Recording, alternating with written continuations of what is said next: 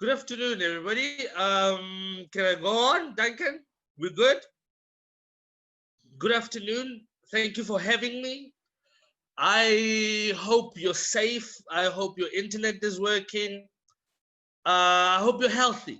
I've been doing a couple of interviews, and the question that keeps coming on the interviews is, how are you coping with lockdown? How is the lockdown treating you? Ladies and gentlemen, I am fat. Lockdown is normal life for fat people. Fat people just want to have a braai at home, and that's it. We don't move, we don't go anywhere. That is the life. Like, if you're a bit overweight and you are at home, this corona spread is not your fault. It is not your disease. You are not gonna go out anyway. I saw people complaining about the Minister of Trade and Industry is not opening the shops. People want to go to the beach. We don't go to the beach. You take me to the beach, I am the fat guy with bio oil for my stretch marks. It's not going to work. Like people were talking about, hey, we don't shopping. Fat people don't shop. The reason is simple. There is nothing worse than looking at a size 42 pair of jeans and realizing that you're actually a 52. Now you gotta go shop at Big and Tall. Ladies that are here, Kathy, I see you. Big and Tall is the Donna Clay of fat men. The tall in Big and Tall doesn't mean anything. It's just there to make fat men feel good about themselves. Saying Big and Tall is kind of like saying KFC Streetwise or McDonald's Happy Meal.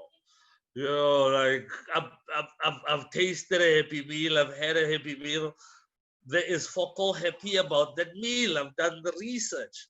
But I love being at Big and Tall because at Big and Tall, I'm an extra small. I am the sex symbol of Big and Tall. I have the really, really big boys looking at me like that skinny bitch that gets everything that he wants at this. And I don't play. I take this thing serious. I'll be looking at the big boys going, hey, fatso, don't look at me like that. Don't make your fat problems mine. Because I take care of myself. I tell them, I take care of myself. It's about watching what you eat. When they're having 2 full chickens, I'm having 1. On the days I have 2 full chickens, I don't eat the chips. I'm just saying low carbs. That's all I'm saying. People have also been asking, how is the lockdown on the finances? I'm just like the rest of the country when it comes to the finances and the economy.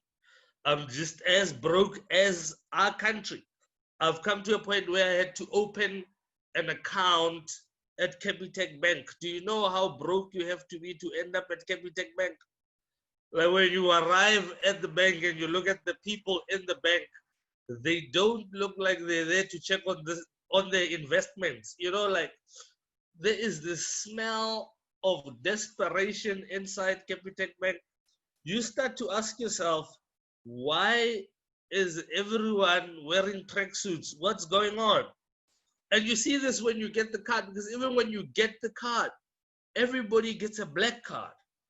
A black card. You get a black and a gold card at the cap.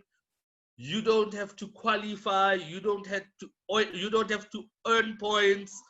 You don't have to submit your health history. You get a gold card. You get a black card. That black or gold card is the equivalent of a Nokia 3110.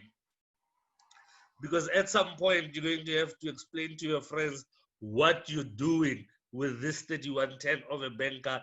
Now, when you walk inside other banks, the big three, you walk inside the big three, you either get the door where they scan you for weapons, or you get the guy that comes to you and asks you, please don't speak on the cell phone. Or there is a literal bulletproof glass window between you and the bank teller. At Capitec Bank, you could walk in with a pie, just start eating your pie at the bank while talking to the teller. Because the truth of the matter is that no one in this country wants to rob Capitec Bank. Malls have been robbed in South Africa. This is the truth. In Cape Town, there was a point where Canal Walk was getting robbed every 2 seconds.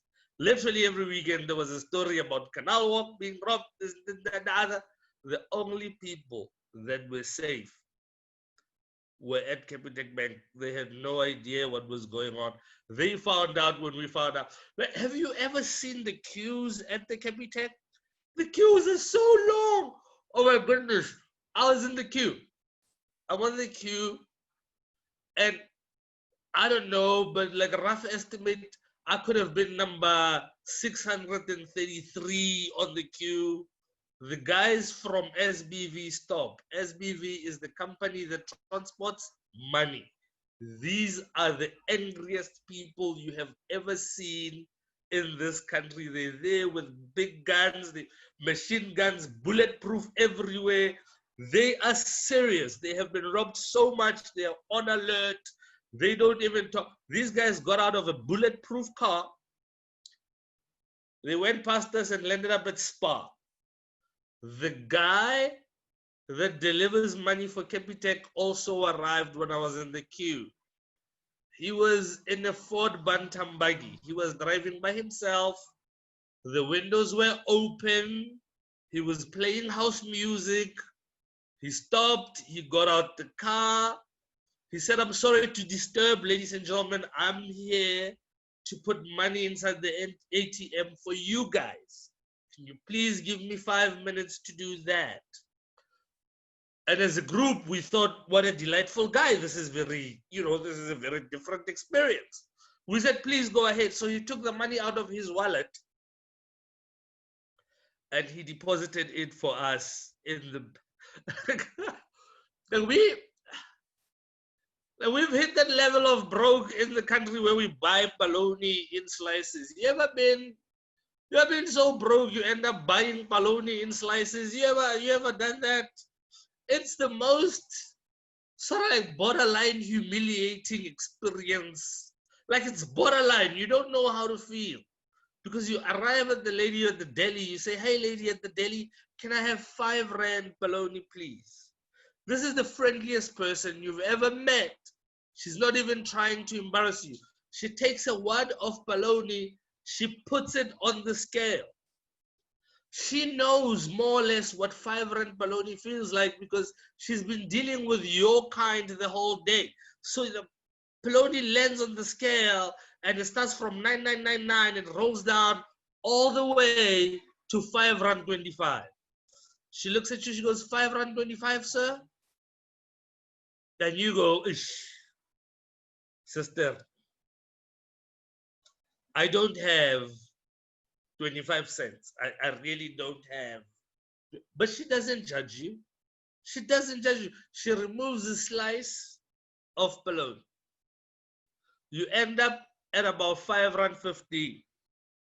She looks at you very politely. 5 rand 15, sir? This is where I get angry, ladies and gentlemen. I lose it here. Because you're trying to embarrass me at the deli.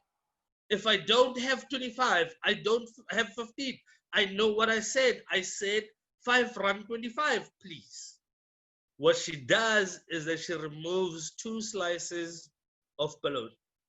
You end up at about 4 rand 98, 4 rand 99, because for some odd reason, no 2 slices of bologna cost the same. I have done the research. And just before you say, "Thank you, Jesus," out of excitement, she goes, "Are you going to need a bag?" That bag is sending you back to 5 rand 25. You've got very big decisions to make, and I don't care who you are. The chances are that you're going to scale the bologna down to 5 rand 50 because no one wants bologna in a see-through bag. It says right there, 5 rand. It says right there, 5 rand for everyone to see. It is crazy. The letters on the barcode are this small, like they're so tiny. But the 5 rand, you can see it from the parking lot. Ladies and gentlemen, that's 15 minutes of my time. Thank you very much for giving me yours. Appreciate it. Ta.